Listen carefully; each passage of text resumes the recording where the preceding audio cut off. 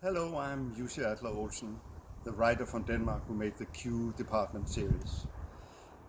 I am sending this as a wish that you all take good care of yourself in this horrible situation with the coronavirus. Please be patient and do the best in not spreading the virus. Stay at home. And while you're doing that, read. You can see television, you can have a comfortable time with your family with quiz and whatever, but reading doesn't do you any bad. I have many books out there now.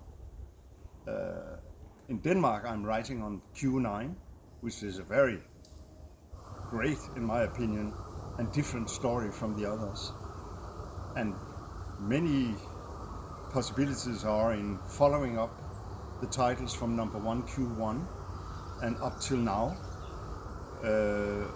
I can recommend it because it is like a television series. It will take a lot of your time, hopefully well, and maybe also a lot of fun during the reading. So take very, very good care of yourself and your relatives and your friends and family.